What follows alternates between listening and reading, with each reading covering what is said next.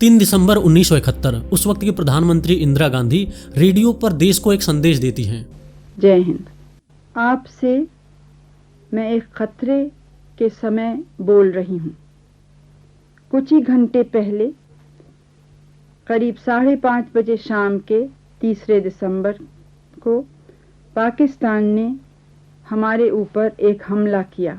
ये वो समय था जब वेस्ट पाकिस्तान यानी जो आज का पाकिस्तान है वो ईस्ट पाकिस्तान पर यानी जो आज का बांग्लादेश है उस पर बहुत जुल्म करता था और इन्हीं चीजों से परेशान होकर ईस्ट पाकिस्तान के लोग एक नए देश बांग्लादेश की मांग कर रहे थे। वैसे वेस्ट पाकिस्तान हो या ईस्ट पाकिस्तान दोनों जगह मुस्लिम कम्युनिटी ही मेजोरिटी में थी। बस फर्क ये था कि जहाँ वेस्ट पाकिस्तान में उर्दू भाषा का उपयोग किया जाता था वहीं ईस्ट पाकिस्तान में बंगाली का। और कहीं न कहीं ये भी एक वजह था जिससे वेस्ट पाकिस्तान के लोग इनसे चिढ़ते थे, अपना उर्दू इन पर इम्पोज करना चाहते थे, थोपना चाहते थे, लेकिन ये बंगाली छोड़ने को तैयार नहीं थे और इसीलिए ईस्ट पाकिस्तान के लोगों के साथ डिस्क्रिमिनेशन होता। अब इस वीडियो में मैं आपको थोड़ा भी स्पॉइलर नहीं दूंगा, आपके मूवी एक्सपीरियंस को खराब नहीं करूंगा। बस इस वीडियो में मैं आपको वो टाइमलाइन समझाऊंगा कि जब ये 21 साल का जवान अरुण खेत्रपाल दुश्मनों के टैंक को उड़ा रहा था तो उस समय देश में 1971 के जंग से रिलेटेड और क्या क्या घटनाएं हो रही थी, जिससे आप इस जंग को और ब्रॉडर पर्सपेक्टिव में और अच्छे तरीके से समझ पाओ। 3 दिसंबर को पाकिस्तान के हमले के बाद प्रधानमंत्री जंग का ऐलान करती है। 4 दिसंबर की रात में इंडियन नेवी एक खुशखबरी देती है कि वो PNS गाजी को विशाखापट्टनम के कोस्ट पर डिस्ट्रॉय कर दी है, उसको समुद्र के गहराइयों में पहुंचा दी है। अब आप बोलोगे कि विशाखापट्टनम पोर्ट पर PNS गाजी क्या कर रही थी? इसकी बात मैं वीडियो में आगे करूंगा। एक्चुअली पाकिस्तान इस जंग की तैयारी बहुत पहले से कर रहा था क्योंकि उसको दिख रहा था कि ईस्ट पाकिस्तान पर उसकी पकड़ कमजोर होती जा रही है। जब ईस्ट पाकिस्तान के लोग किसी भी कारण प्रोटेस्ट वगैरह करते थे वेस्ट पाकिस्तान के खिलाफ तो पाकिस्तान आर्मी उनको बहुत मारती थी, उन पर बहुत अत्याचार करती थी। उस पर्टिकुलर टाइम में पाकिस्तान आर्मी के द्वारा 2 से 4 लाख बंगाली वुमेन्स का मांस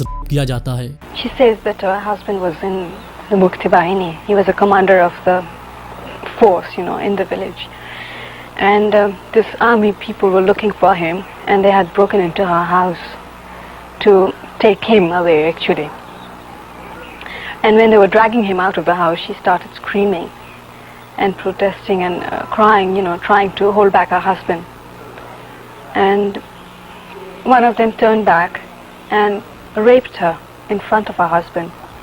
और जब इन चीजों से परेशान होकर ईस्ट पाकिस्तान के लोग भारत से मदद मांगते हैं तो भारत उनकी मदद करने के लिए तैयार हो जाता है। इंडियन आर्मी वहाँ के लोकल लोगों को ट्रेन करती है और वहाँ के लोकल लोगों के साथ मुक्ति बाहिनी नाम की एक लोकल मिलिट्री बनाती है। इधर वेस्ट पाकिस्तान इस चीज को देखकर आग बबूला हो रहा था कि कैसे भारत ईस्ट पाकिस्तान के लोगों को हथियार चलाना सिखा रहा है और वही लोग वहाँ के पाकिस्तान आर्मी को बहुत नुकसान पहुंचा रहे हैं। वेस्ट पाकिस्तान उस वक्त ईस्ट पाकिस्तान में कोई मिलिट्री वगैरह या कोई हथियार भी एरोप्लेन से नहीं भेज पा रहा था और वो इसलिए क्योंकि भारत अपना एयरस्पेस पाकिस्तान के लिए बंद कर दिया था। इसके पीछे भी एक कहानी है। एक्चुअली 30 जनवरी 1971 को श्रीनगर एयरपोर्ट से जम्मू सतवारी एयरपोर्ट के लिए फोकर F-27 पैसेंजर एयरक्राफ्ट उड़ान भरती है जिसका भारत में नाम गंगा था। अब मिड ईयर इस जहाज को कुछ कश्मीरी सेपरेटिस्ट ने हाईजैक कर लिया और इसको लाहौर में उतारते हैं। इस चीज को देखकर शुरू में पाकिस्तान बहुत खुश हुआ। जुल्फिकार अली भुट्टो जो उस वक्त पाकिस्तान के बहुत बड़े नेता थे, जो आगे चलकर प्रधानमंत्री भी बनते हैं, वो आते हैं और हाईजैकर से हाथ मिलाते हैं और ये सारी फोटो हो जाती है मीडिया में वायरल। बस अब क्या था, भारत पाकिस्तान के ऊपर ये इल्जाम लगाता है कि पाकिस्तान इन हाईजैकर्स के साथ मिला हुआ है और ये हाईजैकिंग पाकिस्तान ने कराई है। उधर जो हाईजैकर थे उन लोगों ने एक डिमांड रखी कि जो उनके साथी भारत के जेल में बंद हैं उनको भारत सरकार छोड़ दे तो ये सारे पैसेंजर को छोड़ देंगे, जिसको भारत मना कर देता है और ये हाईजैकर पूरे प्लेन में आग लगा देते हैं। चिंता मत करिए, उस वक्त तक पैसेंजर को बाहर निकाल लिया गया था। इधर पाकिस्तान पर इंटरनेशनल प्रेशर पड़ने लगता है जिससे भारत के पैसेंजर को पाकिस्तान को छोड़ना पड़ता है और फिर पाकिस्तान भारत पे ये इल्जाम लगाता है कि ये सारी प्लानिंग भारत की खुद थी ताकि वो अपना एयर स्पेस बंद कर दे और हम ईस्ट पाकिस्तान नहीं पहुंच पाए। अब पाकिस्तान के पास एक ही ऑप्शन था ईस्ट पाकिस्तान पहुंचने का, वो था इंडियन ओशियन, हिंद महासागर। लेकिन यहाँ दिक्कत ये थी कि INS विक्रांत हिंद महासागर में तैनात था जो अकेले ही पाकिस्तान को हराने की क्षमता रखता था। पाकिस्तान उस वक्त की सबसे ज्यादा advance long range submarine PNS गाजी को 14 नवंबर 1971 को INS विक्रांत को मारने के लिए भेजता है। उस वक्त INS Vikrant bay of Bengal में था और पाकिस्तान को उसकी एग्जैक्ट लोकेशन मालूम थी। इधर इंडियन नेवी को भी इनपुट मिल जाता है कि PNS गाजी INS विक्रांत को मारने के लिए निकली है। बहुत बड़े लेवल पे प्लानिंग होती है और जाल वाल बिछाया जाता है। वो नेट वाला जाल नहीं, कपड़े वाला नहीं,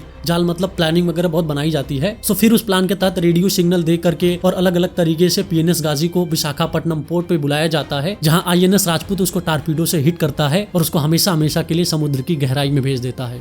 वेस्ट पाकिस्तान का पूरा लिंक ईस्ट पाकिस्तान से टूट चुका था और अब ईस्ट पाकिस्तान को हाथ से निकलने से कोई नहीं बचा सकता था। गुस्साए वेस्ट पाकिस्तान ने इंडिया के वेस्टर्न बॉर्डर पर हमला स्टार्ट कर देता है। इंडियन आर्मी भी अपना वेस्टर्न बॉर्डर सुरक्षित करते हुए पाकिस्तान की आर्मी को मुंहतोड़ जवाब देने लगी। पाकिस्तान के पंजाब प्रांत में शकरगढ़ नाम की एक जगह जगह है जहाँ एक नदी बहती है बसंतर। यहाँ पर इंडिया और पाकिस्तान के बीच बहुत ही भीषण टैंक बैटल होता है। वर्ल्ड वॉर 2 के बाद ये पहली बार था जब इतने सारे टैंक आमने सामने थे। पाकिस्तान की 13 लैंसर इंडिया के 20 स्क्वाड्रन जो कि 17 पुणे रेजिमेंट से बिलोंग करते थे उस पर भारी मात्रा में अपने पैटर्न टैंकों से हमला करने लगे। 20 स्क्वाड्रन के कमांडर रीइंफोर्समेंट के लिए कॉल करते हैं और तब अरुण खेत्रपाल जो कि ए स्क्वाड्रन के कमांडर थे वो अपना सेंचुरियन टैंक जिसका कोड नेम फामागुस्ता था उसके साथ आते हैं। अरुण आते ही पाकिस्तान के पैटर्न टैंकों को उड़ाना शुरू करते हैं। उन्होंने अकेले पाकिस्तान के तकरीबन 10 पैटर्न टैंकों को उड़ा दिया। उस वक्त उनकी एज मात्र 21 साल थी और इसीलिए इस मूवी का नाम भी 21 है। इसी दौरान इनके टैंक में भी आग लग गई थी। 1 से 2 गोले और लगते कि इनका टैंक डिस्ट्रॉय हो जाता और अरुण खेत्रपाल खुद घायल भी हो गए थे। सो इनके सीनियर ऑफिसर ने इनको कमांड दिया कि अरुण अबैंडन योर टैंक, जिसको रिफ्यूज करते हुए अरुण बोलते हैं no sir, I will not abandon my tank, my main gun is still working